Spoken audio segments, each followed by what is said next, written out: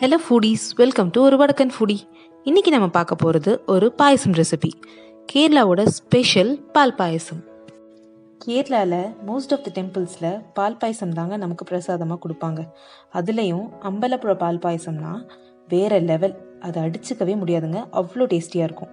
ட்ரெடிஷ்னலாக டெம்பிள் ஸ்டைலில் இந்த பால் பாயசம் பண்ணணுன்னா 6 to 7 hours எடுக்குங்க. நான் உங்களுக்கு அதை எப்படி சிம்பிளாக குக்கரில் பண்ணலான்னு தான் காட்ட போகிறேன். வாங்க பார்க்கலாம். இந்த மாதிரி ஒரு பெரிய பாத்திரத்தில் ஒரு 1 liter மில்க் எடுத்திருக்கேன். நான் எடுத்துருக்கிறது கொஞ்சம் க்ரீமியான மில்க்கு. ஏன் க்ரீமி மில்க் எடுக்கிறேன் அப்படின்னா, அப்போ தான் பாயசமுக்கு ஒரு ரிச்னஸும் டெம்பிள் ஸ்டைலில் டேஸ்ட்டும் கிடைக்கும். அதுக்காக தான் க்ரீமி மில்க் யூஸ் பண்ணுறேன். இப்போ இந்த பால் நல்லா கொதித்து வரட்டும். இப்போ ரைஸ் ப்ரிப்ரேஷன் பார்க்கலாம். யூஸ்வலாக இந்த பாயசம் உணக்கலரி, அதாவது கேரளா ரா ரைஸ், அதில் தான் பண்ணுவாங்க. எனக்கு இங்கே அது ஈஸியாக கிடைக்கிறது இல்லை. அதனால கேரளா மட்டா ப்ரோக்கன் ரைஸ் எடுத்திருக்கேன். அது ஈஸியாக எல்லா கடையிலையும் கிடைக்கும். டெம்பிளில் கிடைக்கிற பாயசம் எப்போவுமே ஒரு லைட் பிங்க் ஷேடில் இருக்கும். இங்கே நான் இந்த ரைஸ் யூஸ் பண்ணுறனால அந்தளவுக்கு பிங்க் ஷேட் இல்லைனாலும் கொஞ்சமாக ஒரு பிங்க் ஷேட் நமக்கு கிடைக்கும். இங்கே நான் 1 cup ரைஸ் எடுத்திருக்கேன். இதை நல்லா நான் 2 times வாஷ் பண்ணுறேன். உங்களுக்கு டெம்பிள் ஸ்டைலில் நல்லா பிங்க் ஷேட் வேணும் அப்படின்னா நீங்கள் 1 time வாஷ் பண்ணால் கூட போதும். இப்போ ரைஸை நான் நல்லா வாஷ் பண்ணி எடுத்திருக்கேன். இப்போ இந்த ரைஸில் 1 cup தண்ணி 1 cup பால் இந்த ரேஷியோவில் எடுத்து இதை நல்லா ஒரு 15 minutes ஊற வைங்க. அப்போ தான் நமக்கு ரைஸ் நல்லா வெந்து கிடைக்கும்.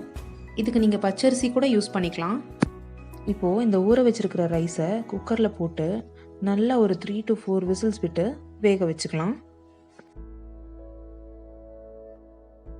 நான் இங்கே ஒரு 4 whistles விட்டுருக்கேன். அதனால் எனக்கு ரைஸ் நல்லா வெந்து கிடச்சிருக்கு. டெம்பிள்ஸ்லலாம் பார்த்தீங்கன்னா பாதி தண்ணி பாதி பால் இப்படி ஊற்றி தான் இந்த அரிசியை அப்படியே கொதிக்க வச்சே வேக வைப்பாங்க. அந்த 6 to 7 hours பேலன்ஸ் பண்ண தான் நம்ம குக்கரில் ஈஸியாக விசில் வச்சு எடுக்கிறோம். இப்போ நம்ம அடுப்பில் வச்ச பால் நல்லா கொதிக்க ஆரம்பிச்சிருச்சு. இந்த பாலில் நம்ம வேக வச்சுருந்த அரிசியை சேர்த்திக்கலாம்.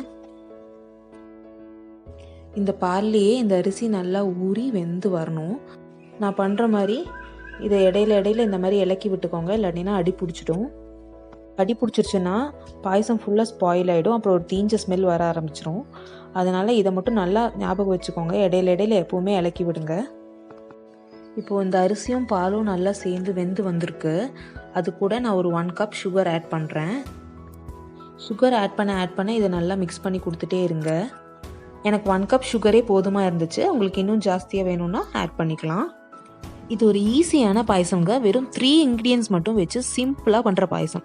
இந்த பாயசம்க்கு எந்த விதமான கார்னிஷிங்கும் கிடையாது. டெம்பிள்ஸ்லேயும் இதை கார்னிஷ் பண்ண மாட்டாங்க. உங்களுக்கு வேணும்னா ஏலக்காய், முந்திரி, திராட்சை இதெல்லாம் போட்டு கார்னிஷ் பண்ணிக்கலாம். ஆனால் அது ஒரு ஆத்தென்டிக் டேஸ்ட் கிடைக்காது. சுகர் போட்டு நல்லா 2 கொதி வந்ததும் நீங்கள் ஸ்டவ் ஆஃப் பண்ணிக்கலாம். அவ்வளோதாங்க, நம்ம பாயசம் ரெடி ஆயிடுச்சு. இதை ட்ரை பண்ணி பார்த்துட்டு எப்படி இருந்துச்சுன்னு எனக்கு கமெண்ட்ஸில் சொல்லுங்கள். தேங்க்ஸ் ஃபார் வாட்சிங் ஒரு வடக்கன் ஃபுடி. பாய்.